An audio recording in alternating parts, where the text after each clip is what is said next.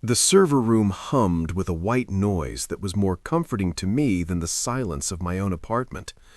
It was a low-frequency vibration, a collective purr of fans and spinning discs that signaled the heartbeat of the company. This was my domain. I'm Walter, 36 years old, a senior IT specialist, and for the last 7 years, this mid-sized logistics firm has been my second home. It wasn't a flashy, Google-esque campus with sleeping pods and kombucha on tap, nor was it a soulless gray cubicle wasteland of a Fortune 500 monolith. It was just a place, a decent place. We moved freight, we tracked logistics, and we made sure the digital infrastructure didn't collapse under the weight of 10,000 daily shipping manifests. My little corner of the world was the IT department, tucked away in the basement level, adjacent to the server farm. There were 5 of us, all guys. It wasn't by design. We had interviewed women over the years, but for whatever reason, the shift hours, the specific coding languages we used, or just the luck of the draw, the candidates who stuck were men. We had created our own ecosystem down there. It was a meritocracy built on caffeine, obscure sci-fi references, and the shared trauma of troubleshooting legacy code at 3 a.m. There was Kevin, the junior database admin. He was 24, brilliant with SQL, but looked like a stiff breeze would knock him over. He was eager, terrified of making mistakes, and arguably the smartest raw talent we had. Then there was Donald, the hardware guy. He was a giant of a man who built custom gaming rigs in his spare time and communicated mostly in grunts and raised eyebrows. If a printer was jammed or a switch was overheating, Donald fixed it before you finished submitting the ticket. Sam was our scripter, a guy who had automated himself out of 90% of his daily tasks and spent the rest of the time optimizing our network just for the hell of it. And finally, David, our manager. David was old school. He came from the era of punch cards and mainframes. His management philosophy was beautifully simple. If the network is green and the tickets are closing, I don't care what you do. He shielded us from the upper management stupidity, and in return, we made him look like a genius by keeping the uptime at 99.9%. It was a brotherhood. I don't use that word lightly. We ate lunch together every day, not because it was mandatory, but because we actually liked each other. We'd huddle around Donald's desk to watch teardowns of new graphics cards or debate the plot holes in the latest Marvel movie. If someone was stuck on a problem, 3 chairs would roll over and we'd swarm it until it was fixed. There was no ego, no drama, no politics, just the work and the guys. It was, in retrospect, the calm before the storm. The shift in atmospheric pressure began on a Monday in late spring. The air conditioning in the building was struggling against an early heat wave, making everyone a little irritable, but down in the basement, we were cool. David walked in at 9 a.m., which was unusual. He usually rolled in with a coffee and a donut around 9:15. He looked uncomfortable, tugging at the collar of a button-down shirt he rarely wore. "Conference room," David said, his voice tight.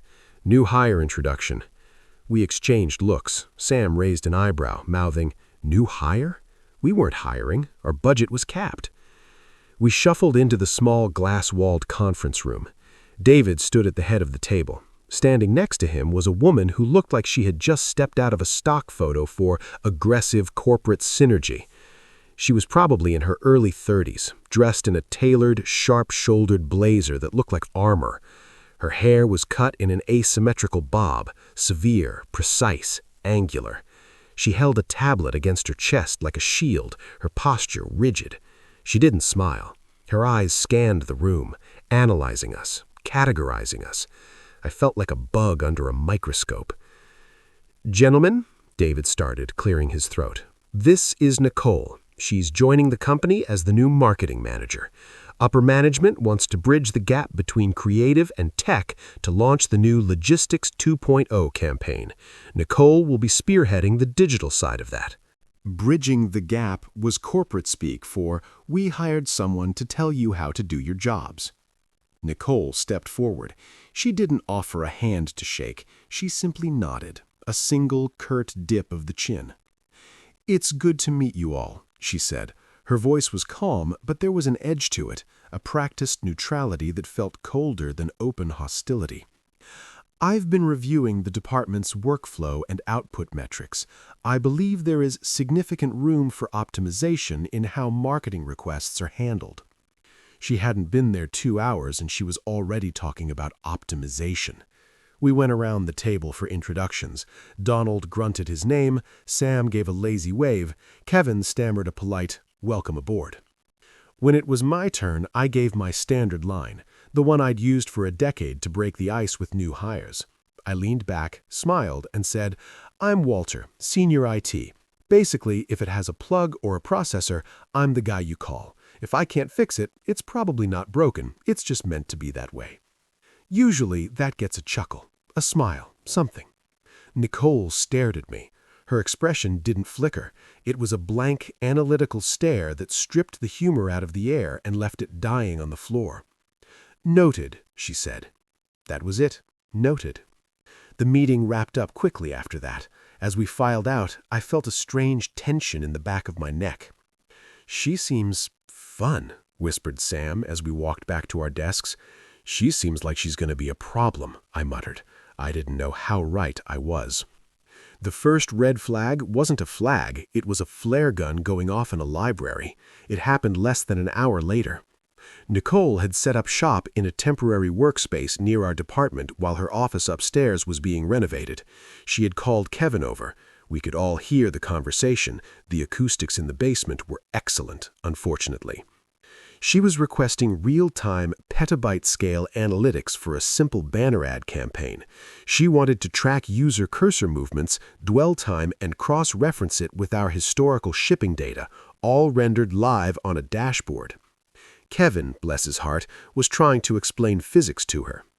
"See, the thing is," Kevin said, his voice earnest and helpful, "our current SQL clusters aren't indexed for that kind of velocity. Think of it like a water pipe.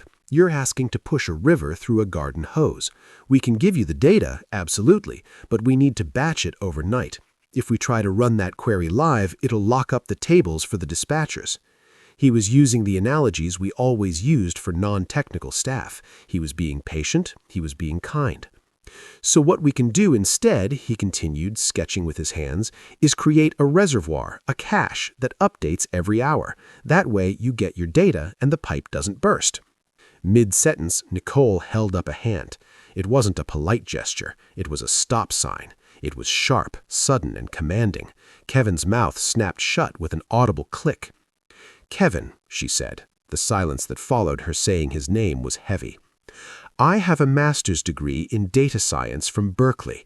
I understand bandwidth. I understand latency. I do not need you to simplify the concept of data throughput using garden hoses.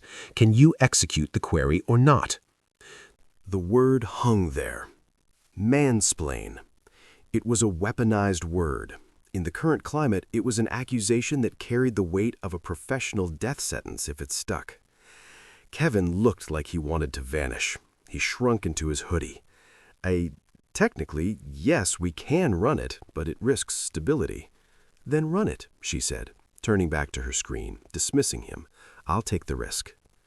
Kevin walked back to his desk, eyes on the floor.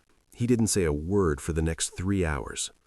The vibe in the office shifted instantly. The easy camaraderie evaporated. We put our headphones on. We typed. We avoided eye contact. That afternoon, we received a department-wide email from Nicole. The subject line was "Communication Standards and Inclusive Language." It was a link to a corporate article about the importance of gender-neutral language in the workplace. It specifically highlighted the use of the term "guys" as exclusionary when addressing a mixed group. She hadn't named anyone, but we all knew who it was for. Sam had greeted us all, including her, with a "Hey guys, ready for lunch?" earlier. Sam read the email, his face pale. "I didn't mean anything by it," he whispered to me across the aisle. "It's just colloquial. Everyone says guys." "I know, Sam," I said quietly. "Just let's be careful. She's watching." And she was. For the next few weeks, Nicole was a hawk. She was hyper-aware of every interaction, viewing everything through a very specific ideological lens. Every joke was analyzed for potential offense. Every offer of help was scrutinized for underlying dominance. The department became two separate worlds. There was the world of the five of us, where we could still breathe, and the world when Nicole was present, where the air was thin and filled with invisible tripwires. We started walking on eggshells. We stopped talking about movies. We stopped huddling. We communicated via Slack, even when sitting next to each other, just to have a record of exactly what was said. We were terrified that an off-the-cuff remark or a simple gesture of help would be misinterpreted and weaponized. This brings me to the incident, the turning point. It was about 3 weeks into her tenure. She was pushing hard on her digital campaign. A big part of it involved a custom analytics dashboard our team had built years ago.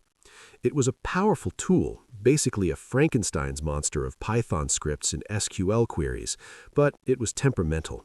It was resource-intensive and pulled data from a legacy server that was notoriously unstable under heavy load. We all knew the workarounds. It was tribal knowledge. There were certain scripts you had to run in a specific order. You didn't run big queries between 10 a.m. and 11 a.m. because that's when the shipping manifests updated. If the progress bar hung at 45%, you didn't click cancel. You waited exactly 2 minutes and it would push through. If you clicked cancel, the whole session crashed. These weren't things written in a manual. They were the quirks of an old system kept alive by duct tape and prayers. I was walking back from the break room with a fresh mug of coffee when I saw her. She was at her temporary desk, hunched over her laptop. The tension in her shoulders was visible from 20 feet away. She was clicking her mouse furiously, her jaw tight enough to snap steel. I glanced at her screen as I passed. I recognized the interface immediately.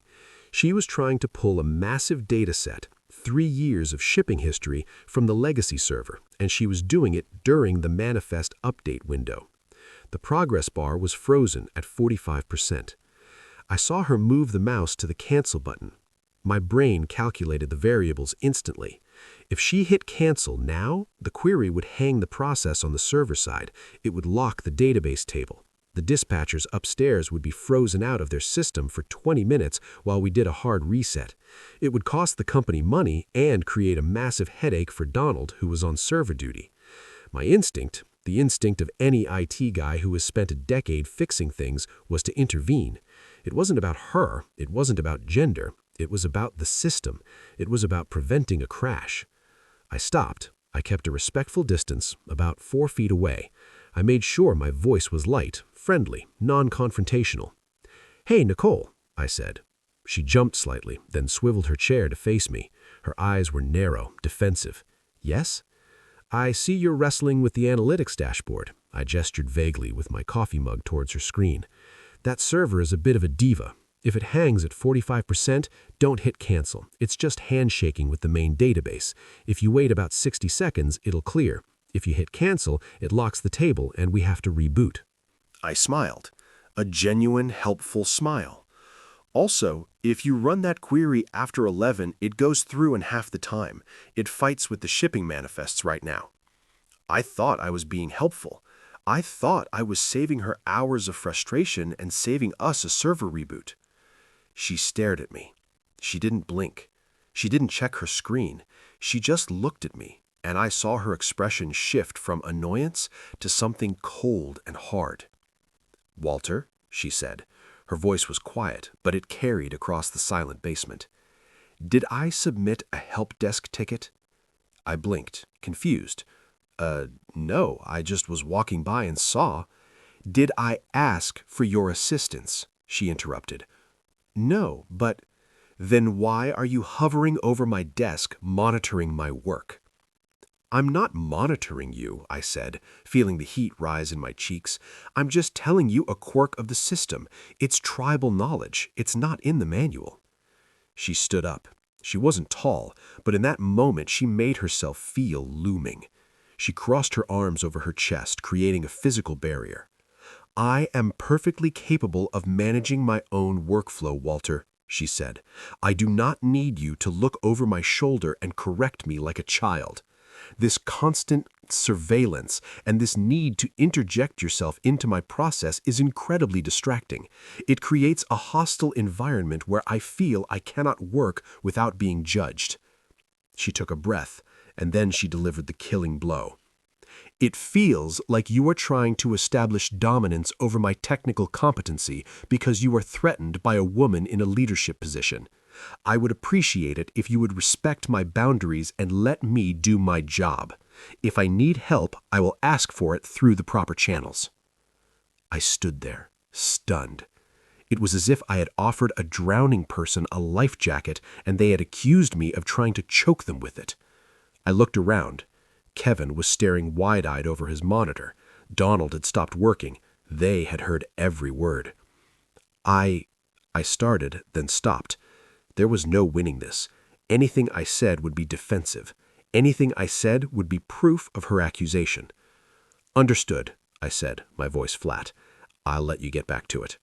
I turned around and walked away. Behind me, I heard the distinctive click of a mouse button. 10 seconds later, the groan of Donald from the back of the room confirmed it. "Database lock. Dispatch just pinged me. System is frozen." She had hit cancel. She had crashed the system rather than take my advice. I sat at my desk, staring at a blank ticket form, my hands shaking with suppressed rage. It wasn't just the rudeness, it was the willful ignorance. It was the fact that her ideology was more important to her than the actual functionality of the job she was hired to do. I put my headphones on and cranked the volume up, drowning out the sound of Donald cursing as he initiated a reboot sequence. The next morning, the email was in my inbox. Subject: formal meeting request. From Human Resources. "Walter, please report to David's office at 2 p.m. for a discussion regarding a workplace interaction complaint." My stomach dropped through the floor. I knew immediately what it was. I spent the morning in a haze of anxiety. I went over the conversation 1,000 times. Did I loom? Was my tone aggressive? Did I interrupt? No. I had been helpful. I had been polite. At 2 p.m., I walked into David's office. David was behind his desk, looking like he wanted to be anywhere else on Earth. Sitting next to him was Sarah from HR, a woman I had spoken to maybe twice in 7 years. She had a notepad and a pen poised over it. "Sit down, Walter," David said softly. I sat. "Walter," Sarah began, her voice professional and devoid of warmth, "Nicole has filed a formal complaint regarding an incident yesterday. She reports that you approached her desk uninvited, engaged in unsolicited criticism of her work methods, and created an environment of intimidation." "Intimidation?" I blurted out. "I told her not to click a button so the server wouldn't crash, which, by the way, she did click and the server did crash." Sarah held up a hand. "The technical outcome is not what we are discussing here, Walter. We are discussing the interaction. Nicole felt that your approach was a microaggression, rooted in a lack of respect for her autonomy. She cited it as an example of mansplaining, assuming she did not understand the system she was working on." "She didn't understand it," I argued, looking at David for support. "It's a legacy system with bugs. How could she know? I was sharing knowledge." David looked at his shoes. He didn't say a word. Sarah continued. "In this company, we prioritize an inclusive environment. Impact matters more than intent, Walter. Even if your intention was to help, the impact was that a female colleague felt undermined and policed. You need to understand that as a senior male employee, your physical presence and unsolicited advice can be perceived as asserting dominance." I looked at David again. "David, you know the system, you know the bug, you know I was just trying to save the dispatch uptime." David finally looked up. His eyes were sad, resigned. He was a manager who wanted peace, and right now, I was the disturbance. "Walter, we need to be careful. Times are changing. We have to respect boundaries. Just stick to the tickets, okay?" It was a betrayal, a quiet, cowardly betrayal. "We are issuing a verbal warning," Sarah said, making a note in her file. "This will go on your record. We expect your future interactions with Nicole to be strictly professional. Do not offer assistance unless explicitly requested via the formal channels. Do not engage in personal conversation that could be misconstrued. Do you understand? Strictly professional, I repeated. The words tasted like ash. Do not offer assistance unless requested. Yes, Sarah said. Understood, I said. I walked out of that office feeling numb. I had given 7 years to this place. I had come in on weekends. I had stayed late. I had fixed things that weren't my job to fix because I cared about the team and the work. And now I was being disciplined for being helpful. I was being branded a sexist bully because I tried to stop a server crash. I went back to my desk. The guys looked at me. They knew. Verbal warning, I said quietly. For what? Kevin whispered. For helping. For mansplaining a bug. The silence that settled over the IT department wasn't the comfortable silence of focus. It was the heavy, suffocating silence of anger. That evening, we went to the dive bar down the street. The mood was grim. We drank the first round in silence. It's bullshit, Donald rumbled, slamming his glass down. She crashed the server. I spent 20 minutes rebuilding the table index, and you get written up. It's not about the work, Sam said, swirling his beer. It's about power. She doesn't want teammates. She wants subjects. She wants to be the victim so she can be the hero who overcame the toxic IT department. I'm scared to talk to her, Kevin admitted. I feel like if I say hello wrong, I'm going to get fired. I looked at my beer.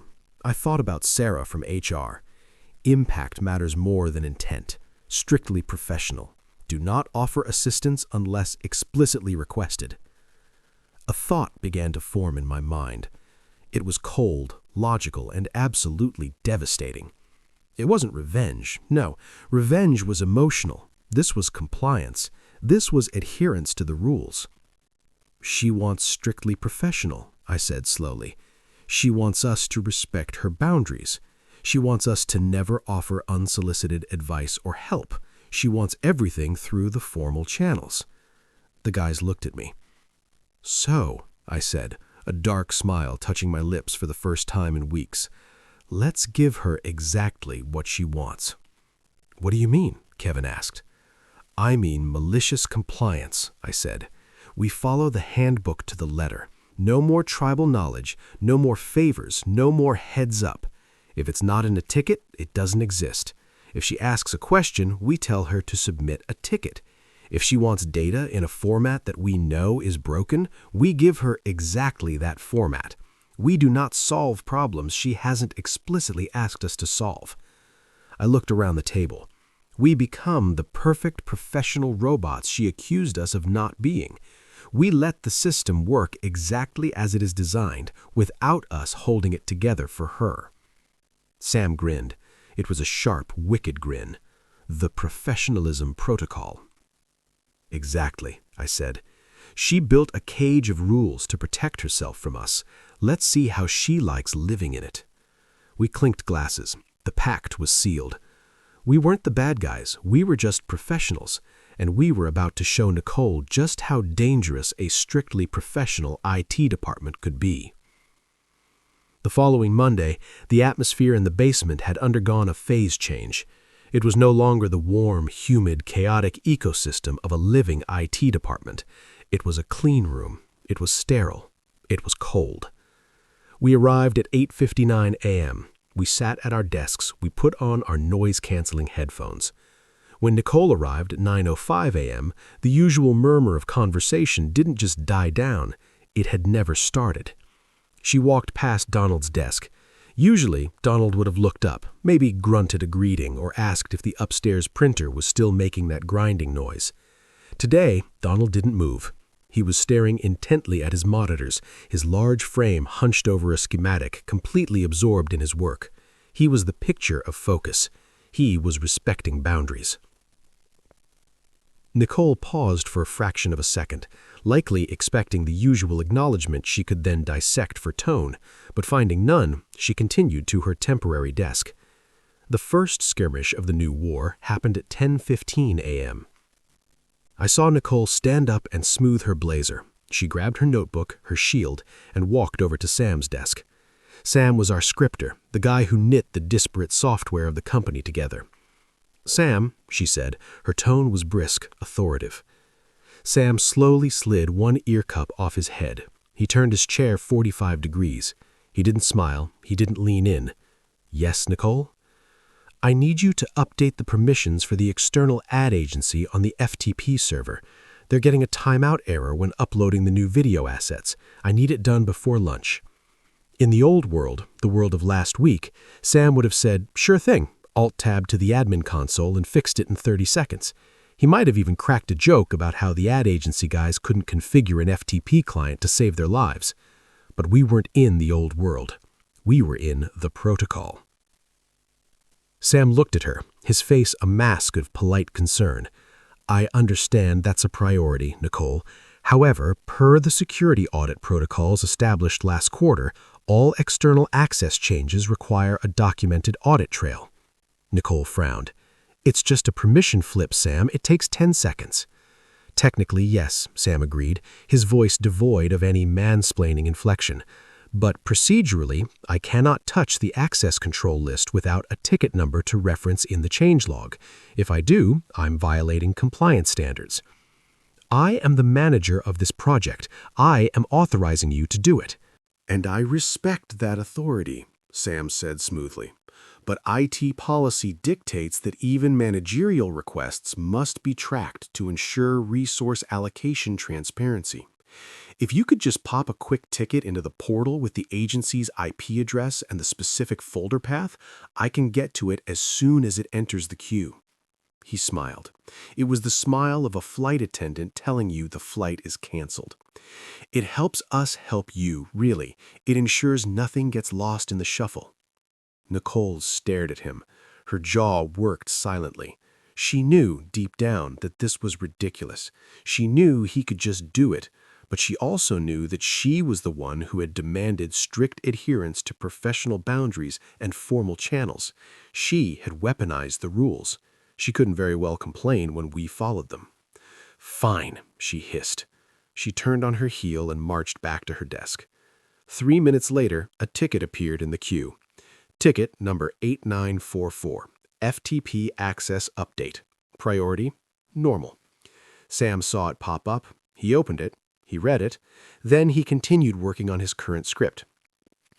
"Ticket received," Sam murmured to the room at large. "Added to the queue. Current estimated resolution time, 4 hours." Under normal circumstances, Sam would have bumped it to the front, but the professionalism protocol meant we treated all tickets with the priority level assigned by the system, not the priority level implied by the person standing at our desk. And since Nicole hadn't marked it critical, which required VP approval, it sat behind a toner request from accounting and a password reset for a remote sales guy in Ohio. Sam fixed it at 1:45 p.m. By then, the ad agency had missed their lunch upload window, pushing the project timeline back by a day. When Nicole stormed over to ask why it took so long, Sam simply pointed to the SLA on his second monitor. "Standard turnaround for non-critical access changes is 24 hours, Nicole. I actually expedited this for you to get it done in 4. You're welcome." She couldn't yell at him. He had outperformed the metric. He was a model employee. This dynamic became the new normal. The friction I had anticipated began to grind the gears of her projects to a halt.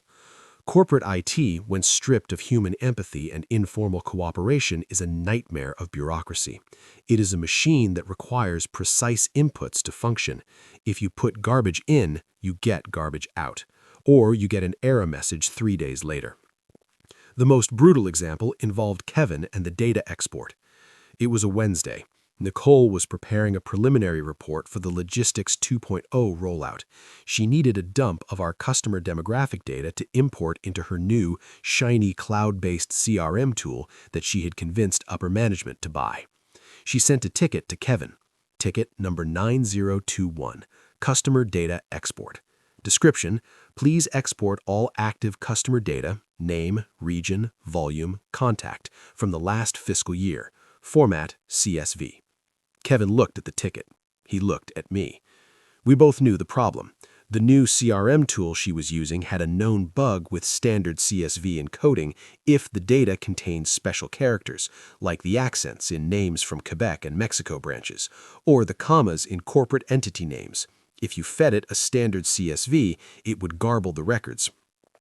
The helpful thing to do, the brotherhood thing to do, would be to walk over and say, "Hey, I see you asked for a CSV, but for that Salesforce import you actually want a JSON file, or at least a pipe-delimited text file, otherwise it's going to vomit on the Spanish names." But that would be unsolicited advice. That would be mansplaining. That would be assuming she didn't know the technical requirements of her own software. Kevin took a deep breath. He opened the database console. He wrote a query that pulled exactly what she asked for. He exported it as a standard, comma-separated CSV. He attached it to the ticket. Resolution, export attached as requested, ticket closed. He sent it at 10 a.m. At 4:30 p.m., the chaos began. We heard Nicole on the phone, her voice rising in panic. She was talking to the support line for the CRM software. "It's all corrupt," she was saying. "The names are broken, the columns are shifted, half the data is unusable." She slammed the phone down. She marched over to Kevin's desk. This time, she didn't care about the boundaries as much. Desperation has a way of eroding protocol. "Kevin," she said, her voice trembling with suppressed rage, "the file you sent me is broken. You corrupted the data." Kevin looked up, his eyes wide and innocent behind his glasses. "I beg your pardon?" "I tried to import it," she said, waving her tablet. "It's a mess. The fields are misaligned. Did you check it before you sent it?" "I executed the query and exported to standard comma-separated CSV, per your request in ticket 9021, Kevin said calmly. "I can verify the checksum. The file left my machine intact." "Well, it doesn't work," she snapped. "Why didn't you tell me it wouldn't work?" The room went silent. This was the trap. This was the moment she'd tried to blame him for not offering the help she had explicitly forbidden. "I'm not familiar with the import requirements of your third-party marketing software, Nicole," Kevin said. It was a lie, but a verifiable one. He had no login for it. "I simply provided the data in the format you requested. If you require a different encoding or delimiter to ensure compatibility, please submit a new ticket with the specific technical specifications, and I will be happy to generate a new file." "I don't know the specific specifications," she shouted. "That's your job. You're the data guy." "Actually," I interjected from my desk, not turning around, just speaking into the air, "our job is to maintain internal databases. Integration with external marketing tools falls under the purview of the marketing department's technical lead, which is you." She looked from Kevin to me.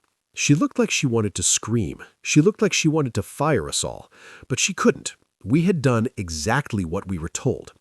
She stormed off. We heard her typing furiously a moment later, presumably Googling CSV import errors special characters.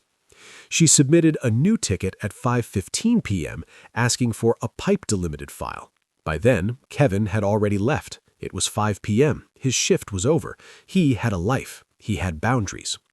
The ticket sat in the queue until the next morning. The isolation began to eat at her. Humans are social creatures, even the ones who think they are above the toxic masculinity of a basement IT department. Before, even if we weren't friends, there was a flow of energy, there was banter, there was life. Now she was working in a crypt. She started staying later and later. I'd see her when I clocked out, sitting in the pool of light from her desk lamp, surrounded by the dark, silent racks of equipment. She looked tired. Her sharp, angular haircut seemed less like a fashion statement and more like a helmet she was too exhausted to take off. One evening, I stayed a few minutes late to finish up some documentation. It was just me and her in the basement. I walked past her desk on my way out. She was rubbing her temples, staring at a spreadsheet that seemed to be defeating her. For a second, just a split second, the old instinct kicked in. I wanted to stop. I wanted to say, "Hey, looks rough. You know there's a macro for that." I stopped walking. I looked at her. She looked up. Her eyes were red-rimmed. For a moment, the manager mask slipped. She looked like a person who was drowning and didn't know how to swim. There was an opening there, A moment where if I offered an olive branch, she might take it. Then she stiffened. The mask slammed back into place. She straightened her spine, lifted her chin, and gave me that same cold, dismissive nod from her first day. "Good night, Walter," she said. It was a dismissal. Stay in your lane. The moment died. The empathy evaporated, replaced by the cold, hard reality of the verbal warning in my HR file. "Good night, Nicole," I said. I walked out. I didn't offer the macro. I didn't save her 2 hours of manual data entry. I went home, cracked a beer, and watched a movie with my phone on silent. The build-up to the launch of Logistics 2.0 was a slow-motion car crash that we were all watching from the sidewalk. The project relied heavily on the integration of real-time data from our legacy systems into her new, flashy web portal. The problem was that our legacy systems were, to put it mildly, held together by digital duct tape. There was a scheduled maintenance window coming up. It was a routine thing, an API key rotation and a security patch for the main SQL cluster. In the old days, this is how communication happened. David would yell from his office, "Hey, rolling the API keys on Thursday night." We would yell back, "Cool, I'll update the scripts." We would tell anyone who relied on the API, "Hey, your stuff is going to break on Friday morning unless you update this line of code. Here, I sent you the snippet." It was informal. It was efficient. It relied on us knowing who needed to know what. This time, the process followed the professionalism protocol. An automated email notification was sent out by the system 2 weeks in advance. It was a generic system email, the kind that looks like spam. Subject: Scheduled maintenance. System infrastructure update. Ticket 9900.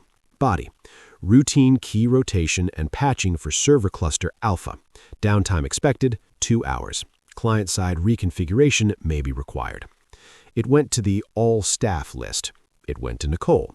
She probably deleted it, or she filed it under IT noise. She didn't understand what client-side reconfiguration meant for her project, and because she hadn't submitted a ticket asking for clarification, we didn't offer any.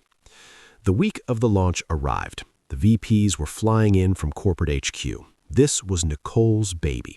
She had spent the budget, she had hired the external agency, she had designed the beautiful, sleek dashboard that would revolutionize how we tracked freight. On Thursday night, as scheduled, the system automated the API key rotation. On Friday morning, launch day, we arrived at work to a palpable sense of doom. We knew what was going to happen. We sat at our desks. We waited. The presentation was scheduled at 10 a.m. in the main boardroom upstairs. Nicole had requested that one of us be on standby in case of technical issues with the projector or the network. David assigned me. I walked up to the boardroom at 9:45 a.m. The room was impressive. Expensive pastries, fresh coffee, a view of the city skyline. The VPs were there in their expensive suits, chatting amiably. David was there, looking pale. Nicole was at the head of the table. She looked sharp, but her hands were shaking slightly as she connected her laptop to the big screen. "Walter," she said, acknowledging me without looking at me, "please ensure the network connection is stable. I cannot have any latency today." "Network is green, Nicole," I said professionally. "You have priority bandwidth allocation." She nodded. She opened her presentation. She pulled up the live URL for the new dashboard. The VPs settled in. The lights dimmed. "Gentlemen," Nicole began, her voice gaining strength, "for the last 3 months, we have been working to modernize our digital footprint. Logistics 2.0 isn't just a website, it's a window into the pulse of our operation, real-time data visualized for instant decision-making." She clicked the link, the browser spun. The loading animation played and played and played. "Just a moment," she said, a tight smile on her face. "First load is always a little heavy." It wasn't heavy, it was dead. Suddenly, the screen populated, but instead of beautiful graphs and moving maps, the screen was filled with red boxes. Error 401, unauthorized. API key invalid or expired. Cannot connect to database. The data widgets were all showing null or connection refused. The silence in the room was absolute. It was the silence of a bomb that had gone off but hadn't made a sound yet. Nicole stammered. She hit refresh. The same error, 401, unauthorized. One of the VPs, a man named Henderson who had the reputation of a shark, leaned forward. Nicole, what are we looking at? Where is the freight data? It was working yesterday, she said, her voice rising an octave. She turned to me, panic flaring in her eyes. Walter, what is this? Why is the network down? The network is up, Nicole, I said, calm, clear, and loud enough for everyone to hear. I'm monitoring the traffic now. You have full connectivity. Then fix it, she snapped, losing her composure entirely. It's saying unauthorized. That's an IT error. I didn't move from my spot by the wall. That error indicates the application is trying to connect using an outdated security credential. The API keys were rotated last night during scheduled maintenance. Rotated? She stared at me. What? Why wasn't I told?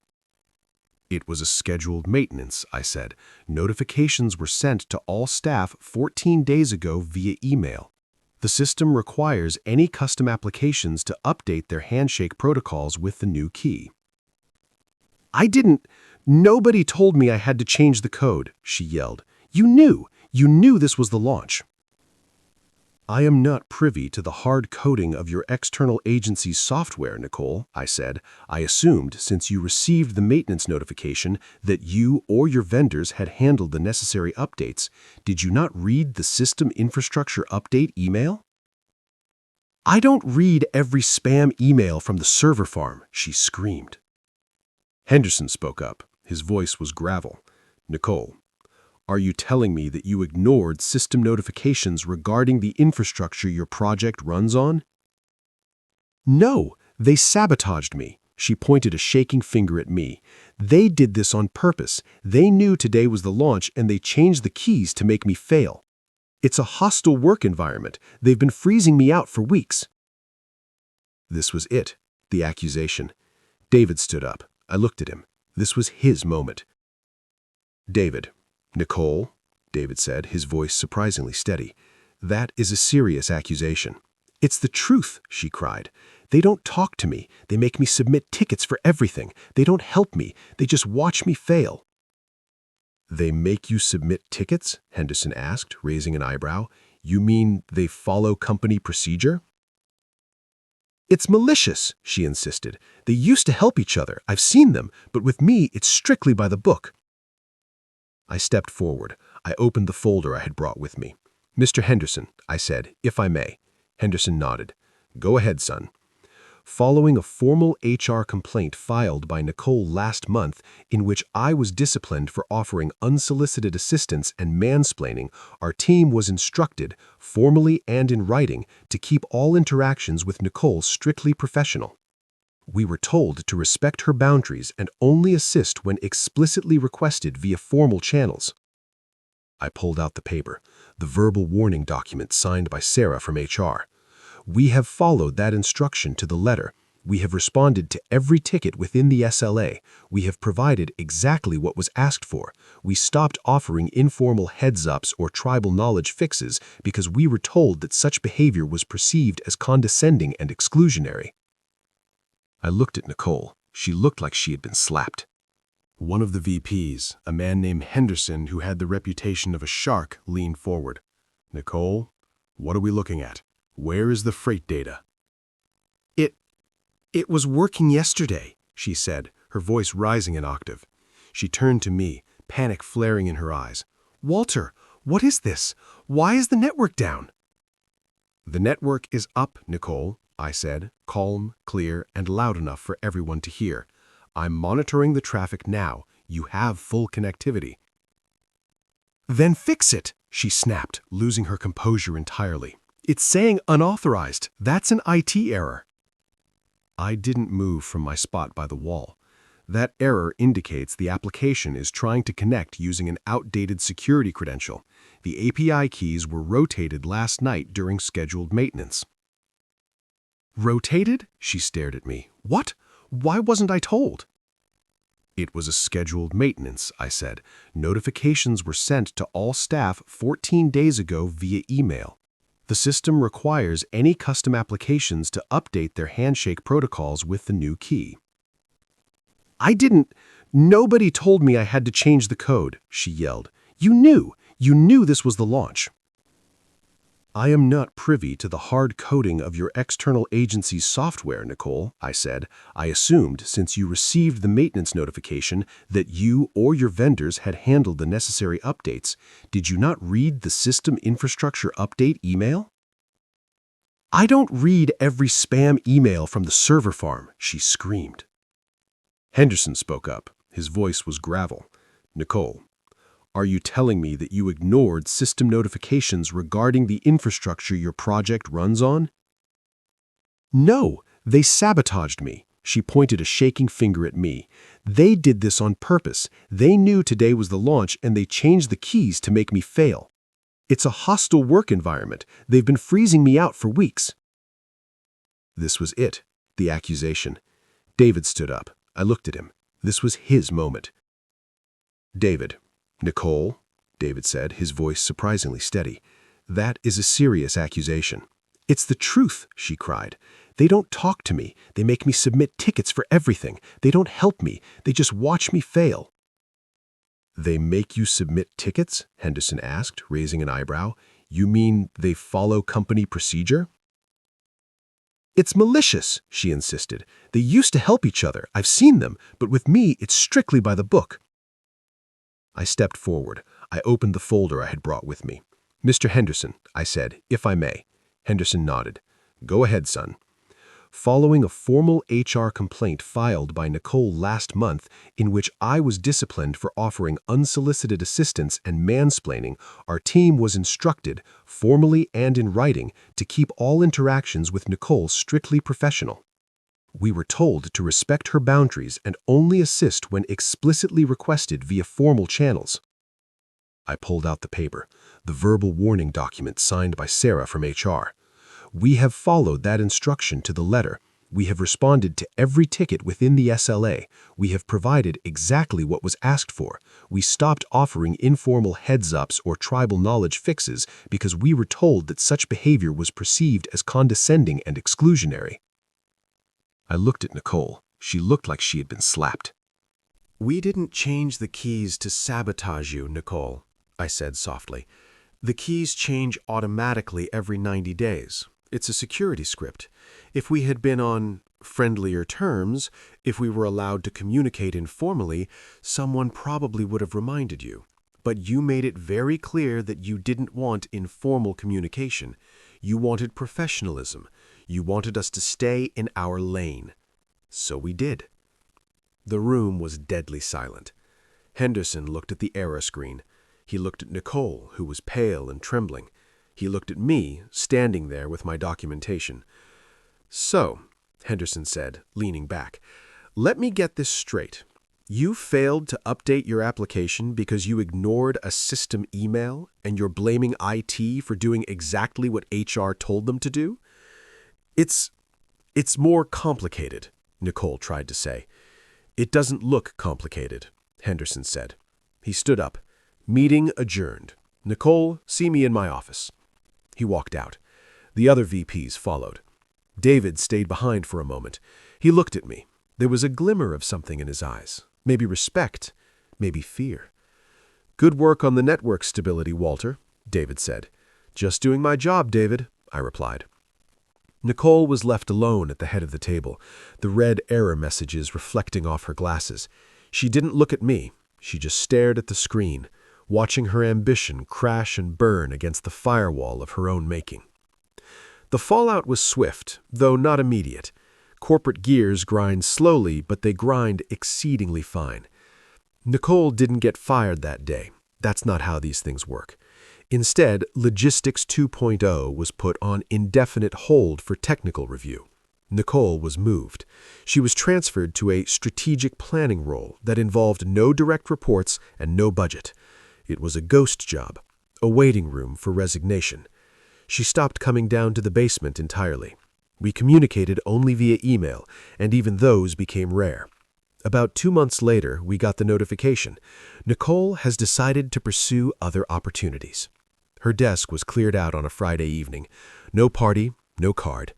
Just a security guard escorting her to the elevator. The Monday after she left, the atmosphere in the basement finally broke. It was subtle at first. Donald grunted at me when I walked in. Coffee's fresh. Kevin spun his chair around. Hey, Walter, did you see the patch notes for the new SQL server? They finally fixed the indexing bug. Sam took off his headphones. So, are we allowed to say guys again? I smiled. I felt the tension in my shoulders, tension I hadn't realized I was carrying for months, finally release. Yes, Sam, I said. I think we're good. We went back to the way things were. We shared knowledge, we fixed problems before they became tickets, we warned each other about the API keys. We ate lunch together and argued about Star Wars. But there was a change. We were a little harder now, a little more cynical. We kept our documentation up to date. We logged our interactions. We realized that the brotherhood was precious, but it was also fragile. It existed in the cracks of the corporate monolith, and we had to protect it. We weren't the villains of the story. We weren't the heroes either. We were just the plumbers. We kept the shit flowing and the lights on. And we learned that sometimes the most dangerous thing you can do to a person who hates you is exactly what they ask.